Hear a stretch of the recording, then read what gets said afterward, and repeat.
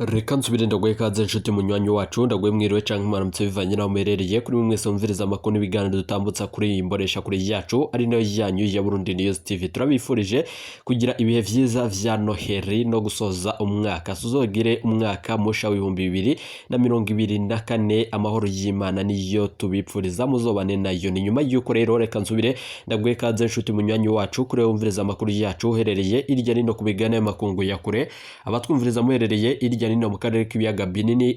Ndaguhe ikaze nshuti munywanyi wacu kuri wumviriza amakuru yacu uherereye nga mu gihugu c'u Burundi mu makomine agiye atandukanye mu bisata bitandukanye vy'igihugu. Turaha ikaze abatwumviriza muri nga ku mugwa mukuru wa politiki Gitega, abatwumviriza muherereye irya nino mu gisagara c'ubudandaji Bujumbura, nayo mwese muri mu ntara zitandukanye z'igihugu, abatwumviriza mu makomine agiye atandukanye mwese tubaha ikaze muri aya makuru akomeye cyane ahejeje kudushikira nga mu gihugu c'u Burundi. Abatambukanye nga mu gihugu c'u Burundi bakomeye bahijeje kwemeza yuko baba bagiye gushira hamwe kugira ngo batangaze umwicanyi ruhebwa wamaze abarundi gushika kuri iri gerekerezo. Muze kunyemerera rero tubigaruke ko muri aya makuru akomeye cyane twabateguriye. Reka nsubire ndagukengurukiye cyane nshuti munywanyi kuri waje gupyonda ijambo sabone kuba tarabikora akaniko karyo ndagusoma muri musi video urabanditse ijambo sabone upyonde ko uracobona rakazujya naho nyene upyonde ko hama tuje turabana mu makuru n'ibiganiro dutambutsa kuri Burundi News TV. Ndabibutse yuko aya ari amakuru avugwa mu bisata bitandukanye, igisata ca politiki, umutekano n'agatekazina muntu mukatorezwa n'umugwa amenyesha amakuru umuhinga akorera nga mu gihugu c'u Burundi n'abandi bakorera irya nino mu karere k'ibiyaga binini. Gushika ubu rero ingingo nkuru turazifatira ku makuru akomeye cyane yejeje kudushikira nga mu gihugu c'u Burundi. Denise Nkurunziza we n'umutambukanyi wazora umushikiranganje wa mbere nga mu gihugu c'u Burundi bajeje guhuza inguvu kugira ngo bashire ahagaragara ibijanye n'ibiriko birakorwa n'umwicanyi ruhebwa nga mu gihugu c'u Burundi yamaze abategetsi bakomeye n'abarundi bamwe bariko baranyuruzwa bakaburwa irengera. Amakuru rero akomeye cyane yejeje kudushikira mu nyuma zuko twagerageje kurondera umwe mu bahora bakorera kumushikiranganje wa mbere Ndirako buce batazeranda kugarika mu rugo rwiwe, amenyesha yuko uyu mushikiranganje imiduga yama yibonekeza mu nyubako yiwe na cane ishikanye abantu banyurujwe, ariko nanone mu gusohoka kwayo igasohokana ibiziga. Birateye rero inkeka nyinshi cyane kandi harimo igipfungu cishi cyane mu butegetsi bwa Gitega. Mu nyuma zuko rero amakuru akomeye cyane yeje kudushika ari amakuru ateye ubwoba, muze kunyemera vyose tubikomoze ko kandi tubigaruke ko muri amakuru akomeye cyane yeje kudushikira mukuru w'igihugu nyene c'uwere General Major Evariste Ndayishimiye. Wewe nyene biraboneka yuko intambamyi afise mu kurongora igihugu c'u Burundi no gutwara abarundi ari umushikiranganje wa mbere Ndirako buce batazeranda kugarikana cane ko yama yitambika mu migambi ikomeye cyane, yoba imigambi yo gukura ko General Prime niyo ngabo nanone aramutswa amabanga yo kurongora igisodanga mu gihugu c'u Burundi. Mu misi vyatanguraga kuvugwa yuko yo bari mu mugambi ukomeye cyane wo gutembagaza ubutegetsi. Ndabibutse yuko rero hari kwigenekerezo rya 17 myandagaro umwaka wa 2023. Ndabibutse yuko no muri munyonyo vyasubiye kurungikirwa icyete, ariko mushikiranganje wa mbere Ndirako buce batazeranda kugarika yaciye yanka iyo ngingo. Umukuru w'igihugu nyene c'uwere General Major Evariste Ndayishimiye wewe nyene abona yuko gukura ko Ndirako buce batazeranda kugarika bitawuca vyoro bivanye nuko n'umushikiranganje wa mbere wahoze ari we nyene nga mu gihugu c'u Burundi General Bunyoni vyari vyarabanje kugorana. Gushika ubu rero amakuru akomeye cyane yeje kudushikira mu nyuma zuko umutambukanyi wo wahoze ari umushikiranganje wa mbere nga mu gihugu c'u Burundi ya Senti Bunyoni abonye yuko gushika ubu rero umutambukanyi we Bunyoni ari we nyene apfungiye mu ibaro rikuru rya Gitega, avuga yuko rero gushika ubu atemeza yuko yoba agihemana nyuma yuko rero abaryango biwe batarekuriye gushika muri ico kibanza na cane ko na bamwe mu banyororo baduha amakuru n'abandi baba ku micungaro y'iryo bohero rikuru rya Gitega bemeza yuko General Bunyoni atari mu ibaro rikuru rya Gitega. Aho rero mu misi yaheze kuwimana uheze harumvikanye amakuru yuko General Bunyoni vyavuzwe yuko yoba yagandaguwe ubwo umushikiranganje wa mbere Ndirako buce batazeranda kugarika yashika ku isaha 2 z'ijoro. Ubwo nanone yashikaga amakuru akomeye cyane umutekano waciye wongerezwa muri iryo bohero rikuru rya Gitega. Abanyororo rero bapfungiwe ngaho n'abamwe kubaba ku micungano y'iryo bohero bakamenyesha yuko nabo nyene batazi ivyo vyarabaye, ariko umwe mu bari begereye Bunyoni akamenyesha yuko gushika ubu General Bunyoni vyoba atari muri iryo bohero. Harumvikanye yuko hari ibiziga vyama bitogwa nanone ahamenwa imicafu bikekwa yuko ho barimo ica General Arengiyo mu Bunyoni bivanye nuko kwigenekerezo rya 18 kigera mu mwaka wa 2023 harabonetse ikiziga ubwo umushikiranganje wa mbere Ndirako boce batazana kugarika yaciye atanga itegeko ryo kukinyegeza. Ivyo rero bikaba bisigura yuko General Arengiyo mu Bunyoni ashobora kuba atakiriho, ariko umuco kuri ayo makuru muze kunyemera vyose tubigaruke ko muri ya makuru akomeye cyane yeje kudushikiraho turi buze kwashikiriza yuko igihugu kibanye c'u Rwanda n'igihugu cacu c'u Burundi biriko nanone bidacana umwe. Ni nyuma yuko amakuru akomeye cyane yeje kudushikira ari uko umwanya ku mwanya harashobora gutangura kumvikana inkozi n'izindi n'izito zito bivanye n'amakuru akomeye cyane ahejeje kudushikira nyuma yo gufashanya n'umugwi ugwanya leta y'igihugu c'u Rwanda wa FDLR. Muze kunyemera rero vyose tubikomoze ko kandi tubigaruke ko muri aya makuru akomeye cyane yeje kudushikira. Ninde mutambukanye nga mu gihugu c'u Burundi arashobora kwanka ingingo ifashwe na Denise Nkurunziza we nuwaze n'umutambukanye wahoze ari umushikiranganje wa mbere ya senti Bunyoni kugira ngo bashire agaragara amabanga akomeye cyane bafise y'umwicanyi ruhebwa. Ndabibutse yuko rero ku ntwaro y'umuyisi Perezida Nkurunziza hatigera haboneka ibikorwa bitandukanye vya Ndirako boce batazenda kugarikana cyane ko atarafise ijambo rikomeye cyane nk'ubu kuri iyi ntwaro yifatiye kugahanganya n'icubahiro General Major Evariste Ndayishimiye akamubuza gufata ingingo zikomakomeye.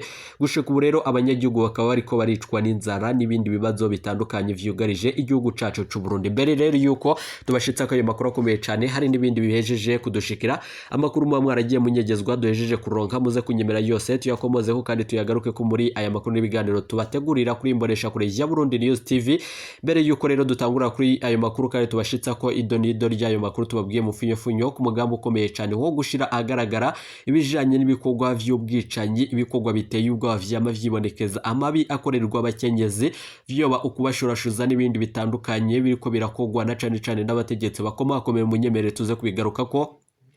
Kuri rigenekerezo rero twiyemeje kuba twoshira agaragara ibijanye n'ibikorwa vy'abicanyi ruhebwa nga mu gihugu c'u Burundi bariko baratumarira abanyagihugu. Munyemerero mbere yuko tubashitsa ko ayo makuru twabateguriye dutangurire kuri aya makuru avugwa ku mukuru w'igihugu nyene icubahiro General Major Evariste Ndayishimiye. Umukuru w'igihugu neva arashimagiza ubutwari bw'abasirikari b'abarundi bari mu bikorwa vyo kugarukana amahoro atavuze abapfiriye muri RDC. Ni nyuma yuko rero umukuru w'igihugu Evariste Ndayishimiye yashimangiye kuri uyu wa gatanu heze ubutwari bw'abasirikari b'abarundi bari mu bikorwa vyo kugarukana amahoro muri Somalia, Central Africa na RDC, ariko rero yaririnze kuvuga abasirikare ba FDLR biciwe muri Nord Kivu mu seruko bwa RDC mu misi iheze. Ni nyuma yuko rero igisirikare c'u Burundi, igipolisi c'u Burundi nigendereza vyaripfurije umwaka mwiza umukuru w'igihugu nyene icubahiro General Major Evariste Ndayishimiye ku mugwa mukuru wa politiki Gitega. Inkuru ya Burundi News TV kumvuga umukuru w'igihugu nyene icubahiro neva uri nanone mu nzego z'umutekano nyawe nanone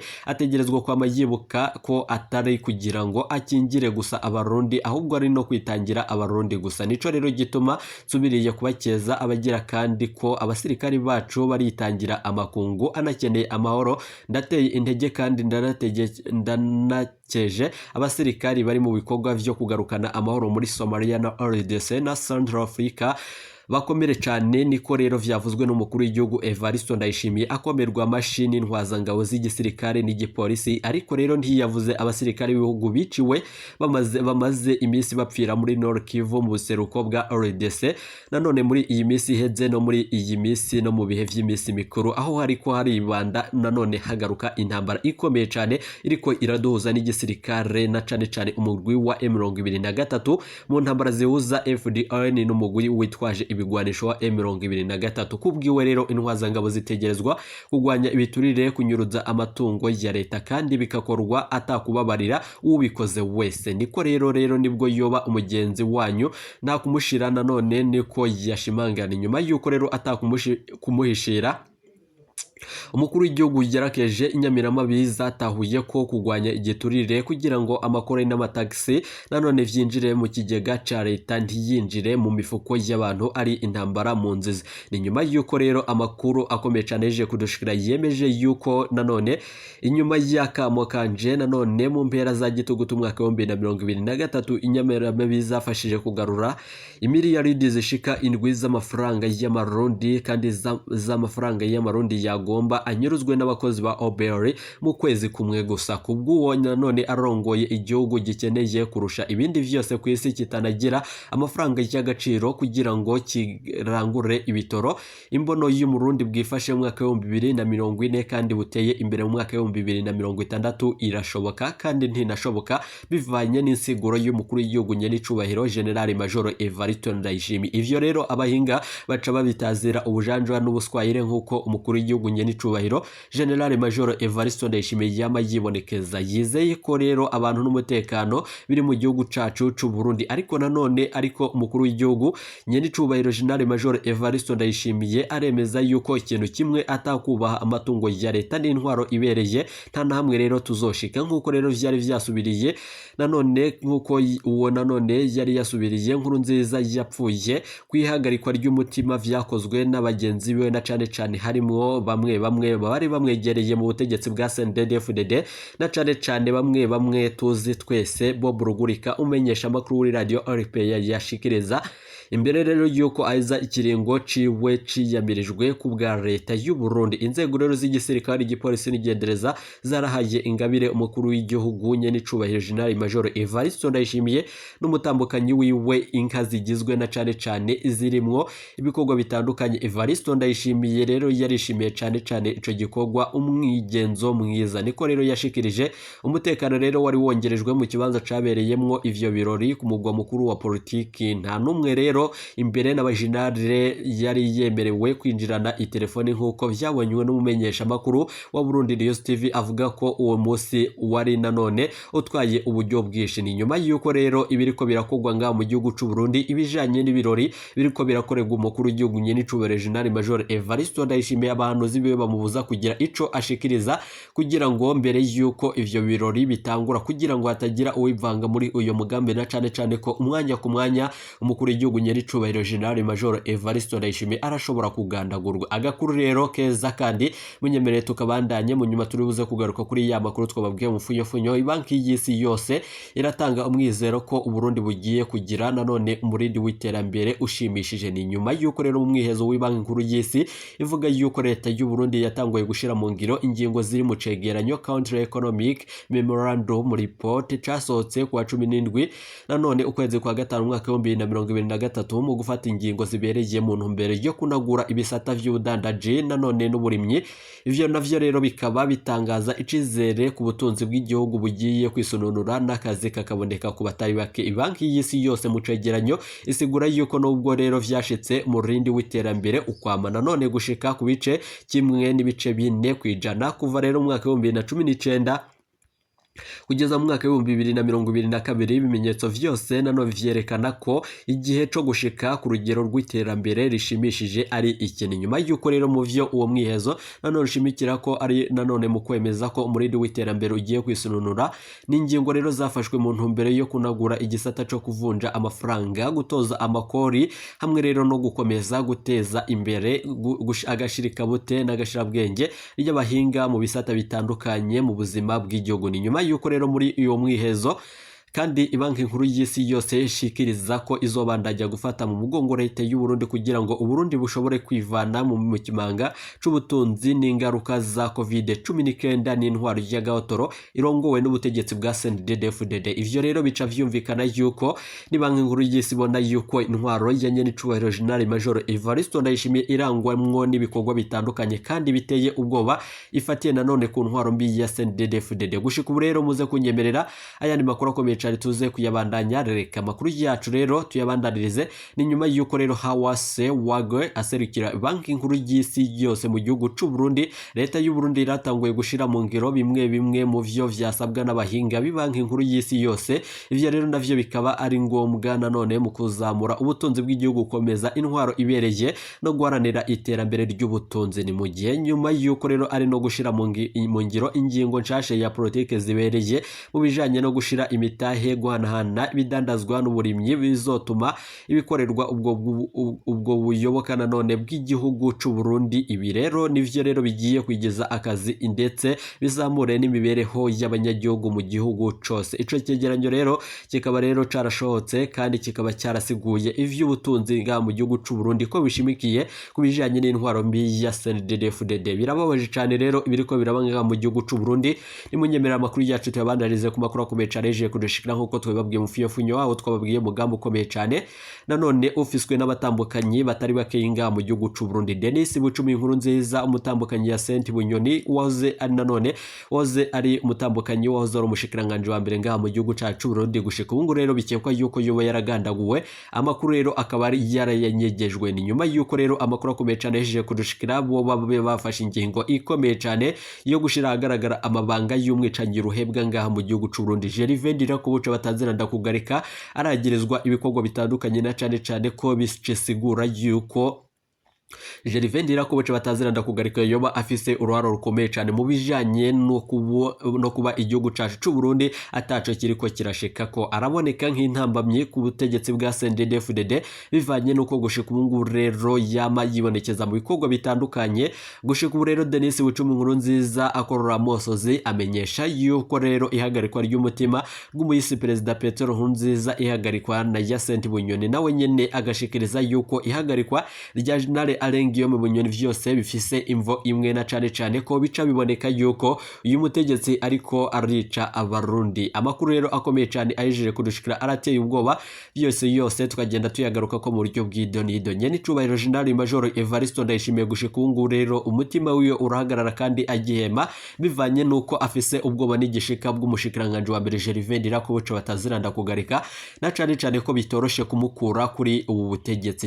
Ndirako buca bataziranda kugarika umwanya ku mwanya arashobora kwifatira ingingo ikomeye cyane yo gutembagaza ubutegetsi atagisabwe. Ni nyuma yuko rero ayandi makuru akomeye cyane yeje kudushikira ubwo twabandanyega kurondera umwe mu bahora bakorera ku nyubako y'umushikiranganje wa mbere Ndirako buca bataziranda kugarika yashikirije mu ibanga ntangere yuko Ndirako buca bataziranda kugarika mu rugo rwiwe hari nanone abakozi nanone bamwigendereza bahora bashikana bamwe mu banyagihugu bakabashikana ku nyubako ya General Ndirako buca bataziranda kugarika aho nyene afise indake apfungiramwo nanone abatari bakeyi bariko nanone baranyuruzwa ariko nanone mu masaha makeyi bagaca basokanwa ibiziga vyabo bigatabwa mu nzuzi zitandukanye ngaha mu gihugu c'u Burundi nkuko twama tubisanga mu ruzi Rusizi mu nzuzi zitandukanye ngaha mu gihugu c'u Burundi ku mabarabara bivugwa yuko hataba hamenyekanye ico cabashike. Ni nyuma yuko rero ayandi makuru akomeye cyane yeje kudushikira twabashikirije twababwiye yuko mu funyo twababwiye yuko ari umugambo ukomeye cyane umubano hagati y'igihugu cacu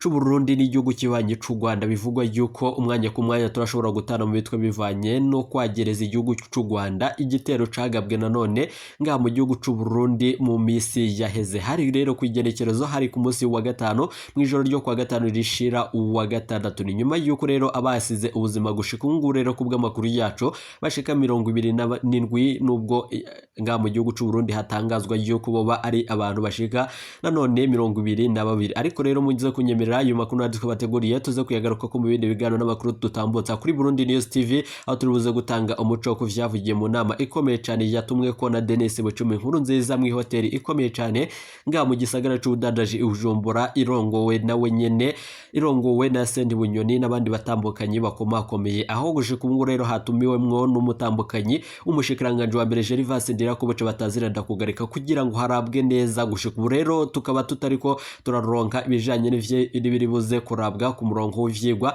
turibuze rero kubigaruka ko mu makuru akomeye cyane twabateguriye. Ntimuje kure ibiganiro vyacu nakagaruka nizere ko umerewe neza.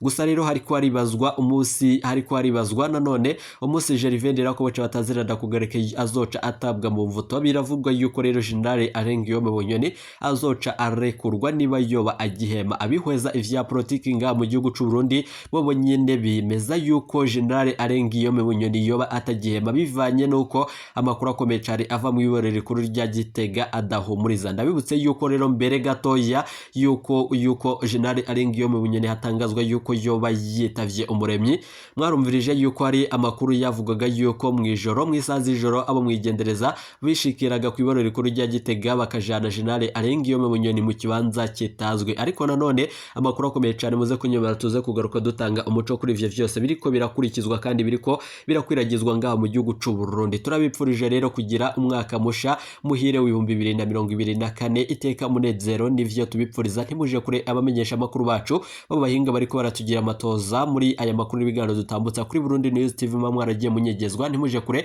ibiganiro vyacu nakagaruka. Iyi ni Burundi News TV.